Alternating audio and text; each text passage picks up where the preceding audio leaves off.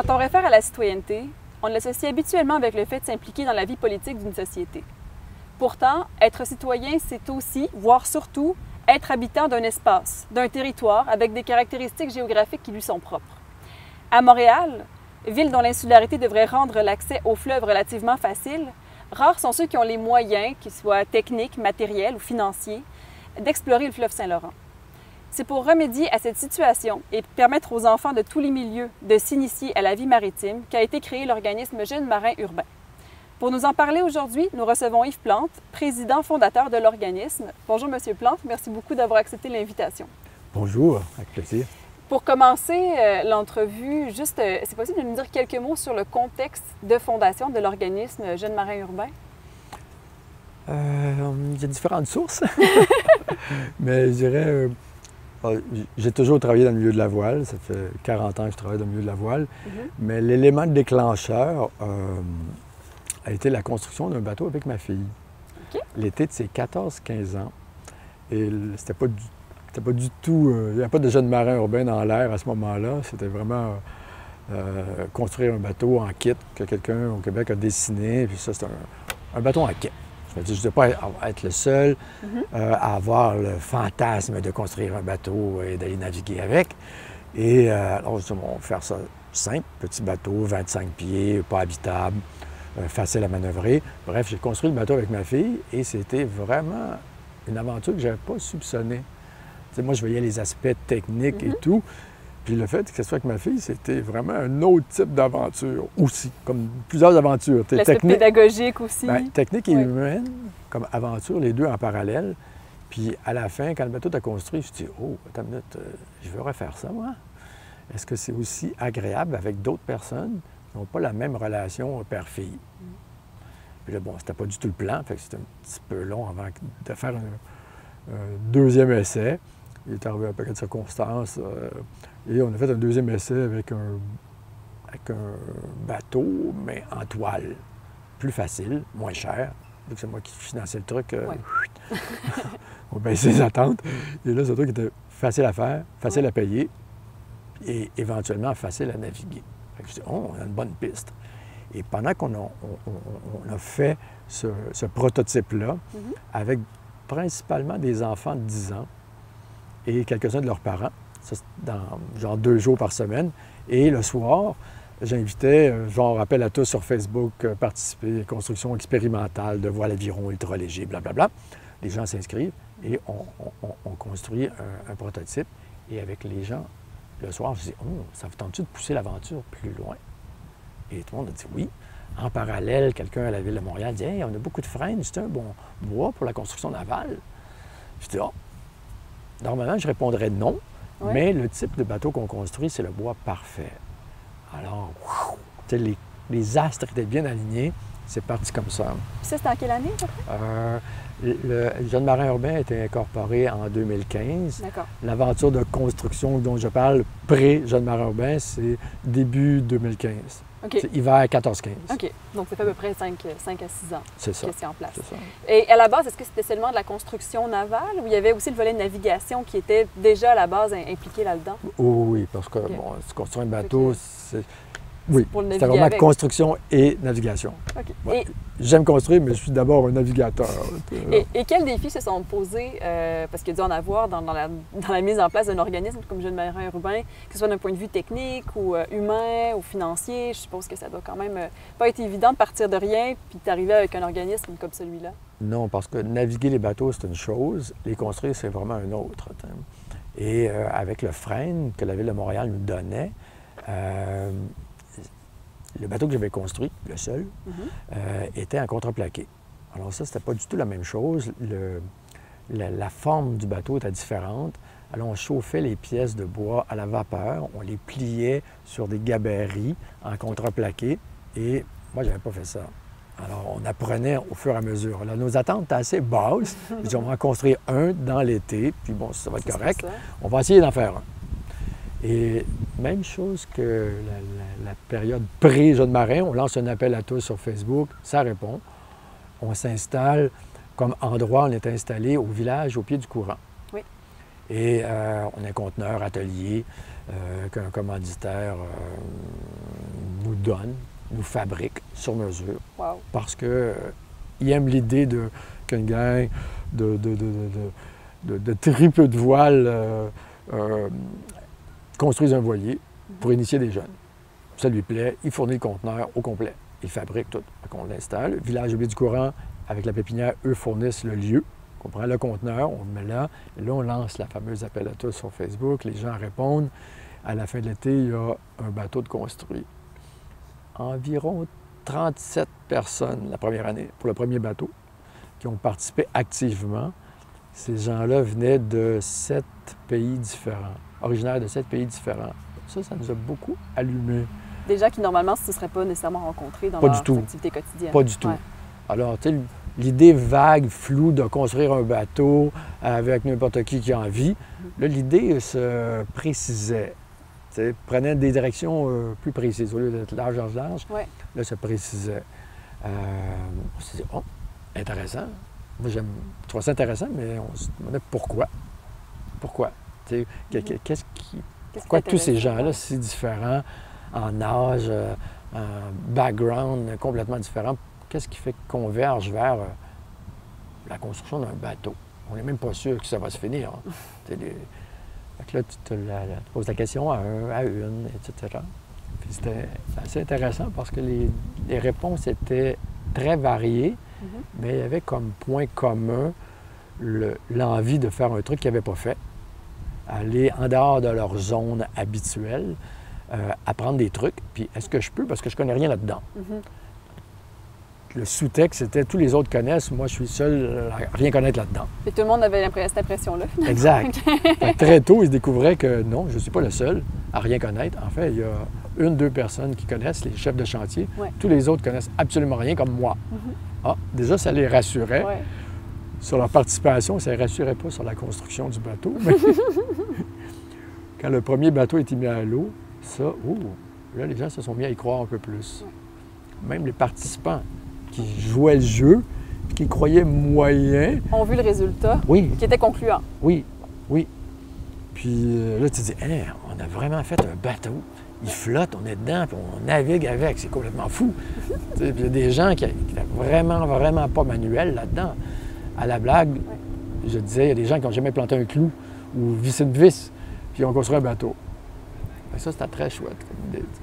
Et en ce moment, aujourd'hui, en 2021, c'est quoi les différents programmes chapeautés par Jeunes Marins Urbains? En 2021, on a construit plusieurs bateaux et là, on peut varier. Comme cet été 2021, on donne, comme on fait depuis le début, de l'initiation. On initie des gens. Tu n'as jamais fait de bateau, tu n'as jamais fait de voilier, tu n'as jamais été sur le fleuve Saint-Laurent. Certains ne sont jamais venus à Pointe-aux-Trembles. Alors, ça fait beaucoup de premières. C'est initiation, soit une demi-journée ou une journée complète. Ça, c'est la base, c'est ce qui est le plus populaire. Ensuite, il y a des formations plus précises. Tu sais que tu aimes ça, tu en veux plus. Là, on a fait une formation qui était de 2 jours, 15 heures. On a fait aussi des formations qui étaient 50 heures. C'est vraiment pour former des chefs de bord, des gens qui sont vraiment autonomes. Qui vont être responsables. Qui vont être responsables. On fait aussi des expéditions. Ça, c'est intéressant parce que les gens au Québec connaissent beaucoup le canot camping. Le canot camping, bon, personne n'est surpris avec ce mot-là, mais là, on arrive avec une autre formule qui est la voile camping. Comme du canot camping, mais avec des petits bateaux, pas habitables, rien. Puis ça marche, c'est assez populaire, vraiment intéressant. Beaucoup de participation. Une autre activité, qui c'est la première qu'on fait cette année, des camps de voile pour les 12 à 17 ans.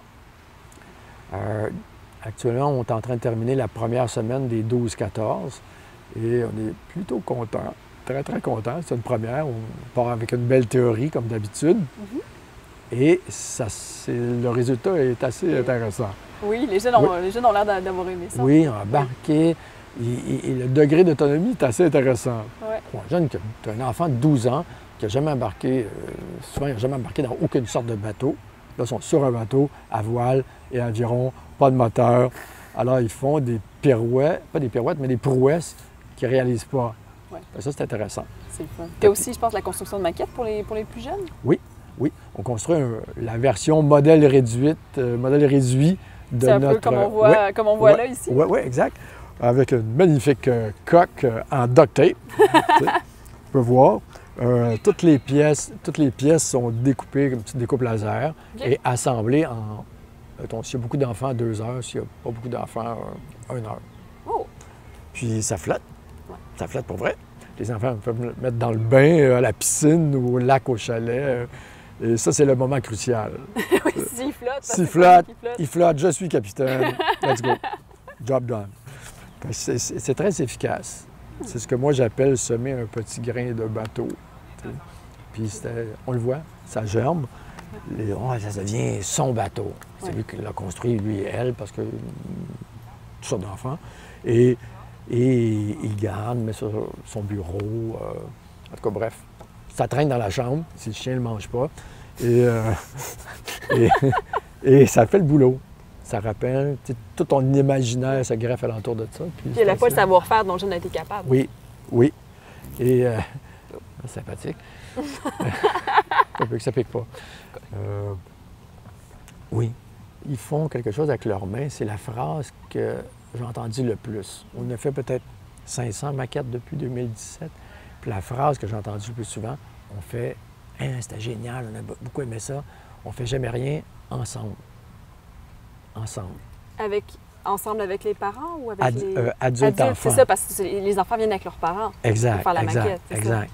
Et ça, pour moi, c'était « Oh, OK, il y a quelque chose là. Il y a une piste intéressante. » Parce que, tu sais, le jeune marin urbain, on construit des bateaux, on navigue, mais tout ça, ça a comme objectif de créer des liens entre les gens. Oui. Et là, je voyais, je dis, oh, ça crée les liens entre les gens dans la même famille, dans les individus d'une même famille. Et ça nous plaisait beaucoup, parce que c'est ça la mission de l'organisme. Aussi, c'est ça.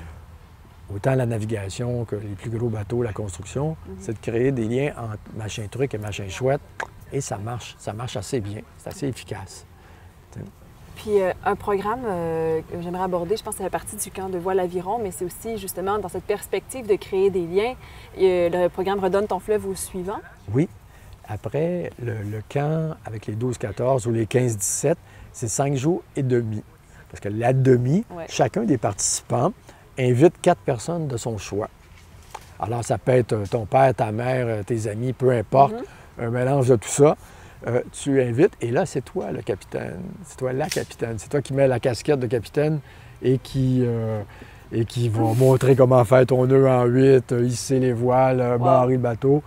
Et là, ça met les jeunes dans un mood spécial. Ils sont responsables. Oui. Okay. Tu dis, OK, dans 2 semaines, mes amis vont venir et c'est moi qui vais leur montrer. Alors ça, c'est intéressant parce que c'est un rôle dans lequel ils ne sont pas souvent. On peut l'enlever. Ils ne sont pas souvent dans ce rôle-là. Ils sont plutôt dans leur rôle. Quand tu as 12 ans, 14 ans, tu es dans le rôle de celui qui reçoit de l'information. On te dit comment faire les affaires. Oui. Et là, tu es l'élève. Tu es l'élève. Et là, tu vas être le prof. Oui. Oh, ça, c'est intéressant. De changer de rôle. Ça les pousse à écouter aussi, sans doute. Oui, ça change le rôle. Tu vas voir aussi toutes sortes de côtés que tu n'as pas vus. Puis ils ont l'air de vouloir se laisser prendre au jeu. Bonjour, merci d'avoir accepté de faire l'entrevue avec moi. Pour commencer rapidement, j'aimerais ça connaître vos noms et votre âge. Bien, moi, je m'appelle Billy Bourgeois, j'ai 13 ans. Oui? Moi, c'est Lydia Bouméry et j'ai 12 ans. Moi, je m'appelle Julienne Outalev et j'ai 12 ans aussi. OK. Et qu'est-ce qui vous a encouragé à vous inscrire au camp de Voile Aviron cette semaine? Bien, moi, avec mon père, on a eu un voilier, depuis un petit bout. Puis j'ai toujours aimé ça, mais je me connaissais pas encore beaucoup en voile, fait que je pouvais pas faire grand-chose. Puis là, ça me tentait d'en apprendre plus sur la voile pour pouvoir être encore plus utile sur le voilier. OK.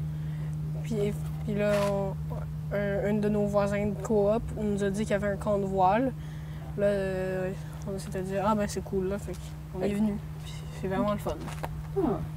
Toi? Moi, ma mère m'a inscrit à un genre de cours, mais d'un jour, genre, il faisait une promenade. Puis après cette promenade, j'ai décidé que je pouvais en faire parce qu'on savait déjà qu'il y avait un camp. Puis, OK. Donc, tu as voulu t'inscrire à partir de ce moment-là. Et toi? En fait, moi, à la base, je connaissais pas du tout le camp et j'avais jamais été sur le fleuve et sur un bateau. OK. Mais ma mère, elle avait trouvé ça en cherchant une activité pour notre famille et elle m'a inscrit en cachette. Puis elle m'a dit, ben vas-y, lundi, il faut que t'ailles, puis c'est de 9h à 4h, là. Moi, j'étais comme... T'étais pas fâchée? Non, un peu, mais... Déçue. Parce que j'ai jamais été vraiment intéressée à ce genre de trucs, mais maintenant que j'ai fait l'activité et que j'ai appris de nouvelles choses, je pense que c'était une bonne idée qu'elle m'inscrive. Cet été, il a été un peu plate, on peut dire, parce qu'il n'y a pas eu de grand-chose, il n'y a pas eu beaucoup d'action. Et ben, ma mère, elle a décidé de m'inscrire pour que je reste pas à la maison, regarder la télé, mais Ben oui. elle voulait que je m'amuse. Puis pour de vrai, je me suis amusée, j'ai rencontré de nouvelles personnes, je me suis fait des amis, fait quoi, je comprends. Ah, c'est cool. Ouais. Puis justement, qu'est-ce que vous avez appris durant cette semaine? Ben, il y a plein de choses différentes. Comme par exemple, il y a certaines choses que je comprenais pas encore pour barrer, comme comment tu diriges avec le gouvernail pour déplacer le bateau. Mais là, ça a été beaucoup plus clarifié. Je connaissais pas les allures ni rien. C'est comment tu te places au vent. Fait que ça m'a beaucoup aidé à comprendre comment ça fonctionne. Ouais. Parce que t'as bien beau savoir c'est quoi que tu le fais, mais il faut que tu comprennes comment le faire. Sinon, c'est pas très pratique. Oui, en effet. Tu comprends rien, genre. C'est juste... Il m'a dit de pousser un bout de bois, fait qu'il m'a poussé le bout de bois, puis là, ça tourne. Là, tu comprends pourquoi tu fais des gestes comme ça sur le voilier. Ouais. Et toi? La barre, c'est quand tu vires à gauche, ben, tu mets la barre à gauche, tu Ouais. vas à droite. Puis quand Ah tu ouais. le mets à droite, tu vas à gauche. Ah oui, c'est important à savoir. Ouais, Ben, Sinon, tu fais il le faut saut. bien apprendre la droite et la gauche. Ben C'est oui. comme une barre, puis là, il y a comme le safran dans l'eau. Fait que là, quand tu l'amènes vers toi, ça va faire en sorte que tu vas pousser, fait que tu vas tourner de l'autre bord. OK, oui, c'est contre-intuitif, fait qu'il faut être au courant quand même. Et toi? Moi, j'ai appris, comme Billy l'a dit, j'ai appris toutes sortes de choses. J'ai appris plein de nouvelles sortes de nœuds, comme le nœud de chaise. Cabestan. Le cabestan aussi, j'ai appris plein de sortes de nœuds, le taquet, plein de choses. Mais comme Lydia aussi l'a dit, c'était vraiment... ça déstabilisait le fait que quand on tournait à droite, ben, ça allait à gauche. Puis quand on tournait à gauche, ça allait à droite. Puis j'ai eu un peu de difficulté avec ça. Mais avec le temps, ça s'améliorait. Et aussi pour l'accostage. Pour accoster, c'était un peu difficile au début. Mais après ça, qu'on travaille bien en équipe, qu'on a chacun les bons rôles, une bonne stabilité dans le bateau, ben, c'est plus facile. Et je pense que ça a appris pas mal de choses et je suis quand même contente. Ah. Puis qu'est-ce que vous avez le plus aimé de votre semaine? Mon équipe. L'équipe? Les gens que tu rencontres? Ben, l'équipe. Ben, tout le monde, j'ai rencontré tout le monde ici. Mais j'ai aimé être avec la synergie de l'équipe parce qu'on était séparés en 2 bateaux le deuxième jour, une équipe de 5 et une équipe de 4. Ouais. Moi, j'étais dans l'équipe de 5 avec eux autres, puis 2 autres gars. Puis moi, j'ai beaucoup aimé cette équipe-là. OK. C'était très amusant, c'était une belle ambiance. C'était festif? Très festif. Et toi? J'aimais l'équipe, mais aussi, genre, Les On a pas- discussions. ouais, les belles discussions, en fait. Hein. Magnifique. On n'a pas prêt chaviré, il y a juste de l'eau qui est rentrée Ah un peu à cause de moi parce que j'ai oublié de choquer. Il fallait choquer la Non, c'était Billy! Non, c'était moi! Non, moi, non. Moi, j'ai juste que je buvais de l'eau, mais ça l'a quasiment rentré. J'ai en train de boire de l'eau, mais ça l'a pas Mais rentré. toi, t'as grillé. Arrête! Oui, ça m'a surpris. Mais là, elle avait voulu te choquer. Puis là, le bateau a tellement gité qu'il y a eu plein d'eau qui est rentrée. C'était drôle. On a pompé en masse. L'autre équipe avait cassé sa pompe parce qu'il y avait genre 3 fois de suite que l'eau était rentrée. Il y en avait genre jusqu'au bout. Et toi? En fait, c'est un peu pareil, un peu un mélange des deux, ce qu'ils ont dit. Moi, j'ai vraiment beaucoup aimé l'équipe, mais surtout l'ambiance qu'on avait parce que dès le premier jour, on était déjà en train de rire, puis on avait plein de sujets de discussion vraiment variés, alors qu'on se connaissait à peine depuis quelques minutes. Ben oui. Fait que c'était vraiment nice. J'ai aussi beaucoup aimé quand on a monté le bateau avec M. Yves. Je tenais la voile, puis j'ai appris qu'il fallait même qu'on a dégrayé le bateau, ben, on enlevait la voile. Fait que c'était vraiment nice. Mais ce que j'ai le plus aimé, c'était mon équipe. Ouais. Ah. Puis est-ce que vous allez vous réinscrire l'an prochain? Si j'ai la Ouais. possibilité, si je peux, clairement 100%, parce que Oui. pourquoi pas, je veux dire. Toi aussi? Ouais. Oui. Moi, c'est pareil. J'aimerais ça me réinscrire l'année prochaine parce que le fait d'être à l'air libre, en plein air, en apprenant des nouvelles techniques, on est en pleine nature sans... Bon, on a un peu d'écran pendant le midi, là, ça se peut, là, mais... Un peu d'écran dans le sens que tout le monde revient, puis genre tout le monde, à part moi, ils s'assoient, ils ouvrent leur lunch, puis ils cassent la jus. Ouais. Mais à part ça, on est vraiment à l'air.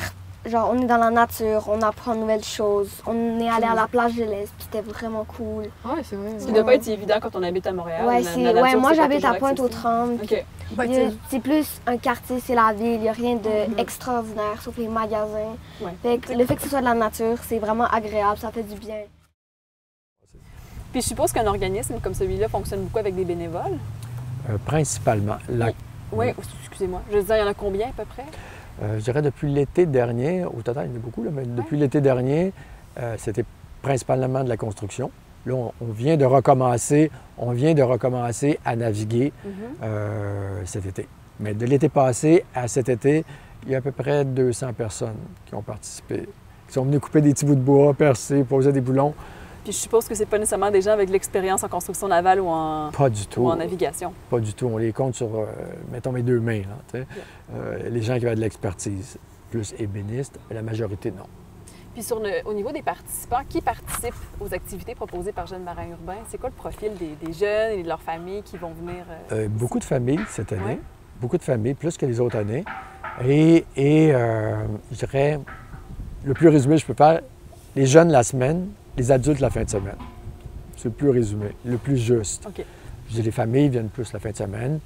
Il y a les gens... C'est des gens de partout à Montréal, plus oui, du quartier de Pointe-aux-Trembles, ou vraiment ça va chercher partout? C'est vraiment en grandeur de l'île, ou même à l'extérieur de l'île. Il y en a de la Rive-Sud, il y en a de Laval, il y en a de Terrebonne, il y en a de... Oui, c'est très divers. Oui, quand même. Bon, c'est sûr que la majorité sont montréalais, mais c'est plus large que ça. Puis, on en a parlé rapidement tout à l'heure, notamment par rapport au fait que vous disiez que l'important, c'est le rapprochement social. Ça peut sembler peut-être inusité a priori de voir qu'un élément géographique comme le fleuve, dans ce cas-ci, ou en tout cas la construction navale, la navigation, peut être pensé comme un outil de rapprochement social. Et de quelle manière est-ce que ça s'articule concrètement, ça? Parce qu'on l'a effleuré tout à l'heure en parlant justement des gens qui ne se connaissaient pas, qui construisaient quelque chose ensemble. Est-ce qu'il y a d'autres façons par lesquelles ça peut s'articuler, ce lien-là? Il y a les deux grandes lignes, c'est vraiment la construction et la navigation. Puis il y a des similitudes entre les deux. Dans les deux cas, les gens se laissent prendre au jeu un peu. Tu arrives à dire, OK, dans le cas de la construction, je vais apprendre à couper des morceaux de bois, à assembler ça. Dans la navigation, parfois les gens arrivent en disant, je vais regarder le paysage ou je vais apprendre. Il y a les deux. Là, mais dans tous les cas, les gens ils veulent conduire, ils veulent manœuvrer le bateau. Puis il y a un côté enfant que les gens se laissent prendre. Tu poses des questions, tu es curieux, mais non. Même les adultes. Ah oui, définitivement. Et tu as des réponses à tes questions. Alors là, ça suscite d'autres questions. Puis ça déboule. Et plus tu en apprends, plus tu te rends compte qu'il y en a à apprendre. Puis ça va à toutes sortes de niveaux au niveau dans le jeu. Des gens vont découvrir une passion intense ou plus divertissement. Tu as vraiment tous les degrés entre. Ça peut allumer des flammes aussi. Oui. Ah oui, puis ça, autant chez les enfants que chez les adultes. Puis il y en a de tous les âges, dans les deux. Dans la construction, dans la navigation, le classique question, c'est que tu as la maman qui me dit « J'ai un enfant de 17 ans, est-ce qu'il est trop vieux? » Là, je rigole à toutes les fois parce que ma réponse est presque toujours la même. Je dis « Le plus âgé des jeunes marins urbains a 83. » Et est-ce que l'organisme s'engage aussi dans la préservation du fleuve Saint-Laurent? En action, peu, mais en sensibilisation, oui. Ouais. Parce que si tu veux, l'étape la plus difficile, c'est savoir que ça existe.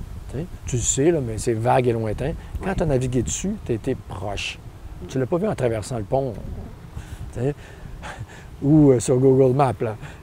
Tu l'as vu avec tes yeux.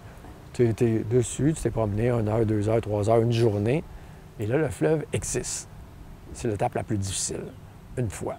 Alors, puis si les heures, le temps que tu as passé sur le fleuve, ça s'est bien passé, tu as aimé ça, l'association est positive. Oui. Fleuve égale bon moment. Ça, c'est la deuxième étape. Si ça se produit, ben là, tu es parti pour t'en soucier, y faire attention. Quand tu vas entendre le mot fleuve Saint-Laurent aux nouvelles, tip, ça va popper et tu vas être attentif. La veille, tu l'aurais même pas entendu.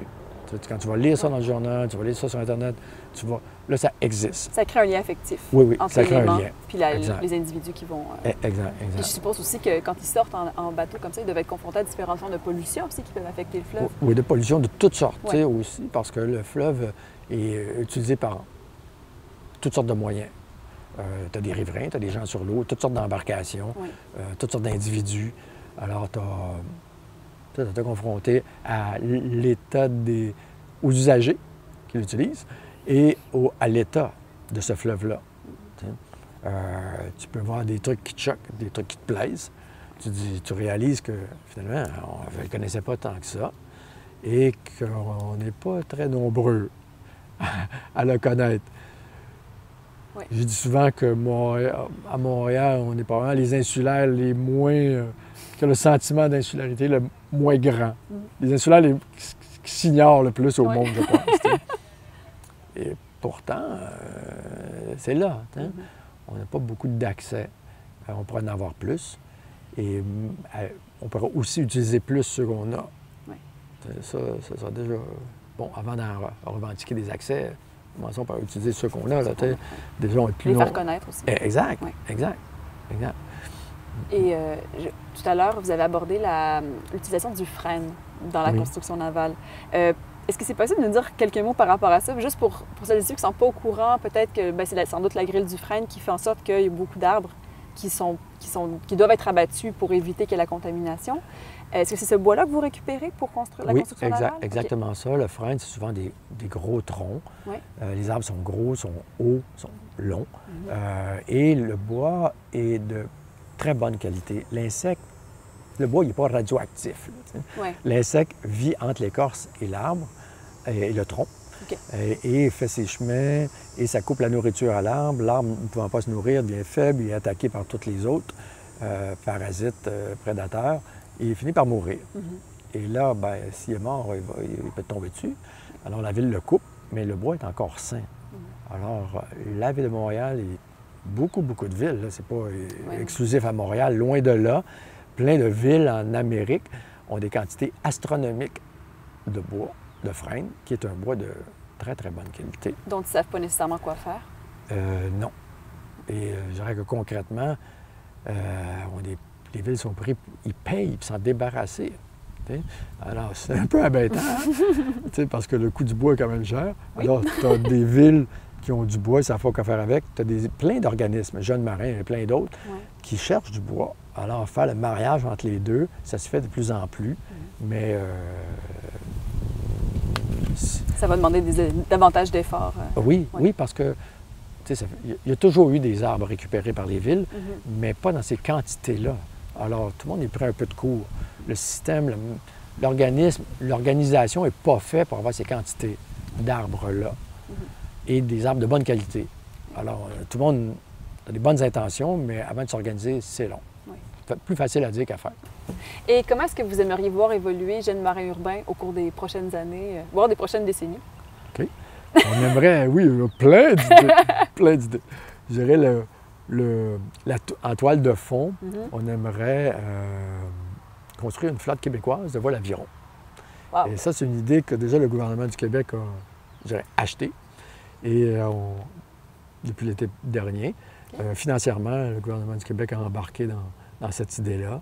Et une première étape, c'était d'en construire et d'avoir 10 bateaux fonctionnels, ce qui est le cas maintenant. Et on s'est dit, bon, on fait une flotte québécoise, on va commencer par faire une flotte montréalaise. Et ensuite, on va étendre le concept tout le long du fleuve. Et faire une flotte montréalaise, on se disait, on va faire un bateau qui, symboliquement, représente chacun des arrondissements. OK. Fait que 19 arrondissements plus un pour la ville-centre, ce qui fait 20 bateaux. Et l'idée plaît à beaucoup, puisque de toute façon, les gens qui les construisent et les gens qui les naviguent viennent de tous les arrondissements. Alors, l'idée plaît, puis elle se matérialise de plus en plus.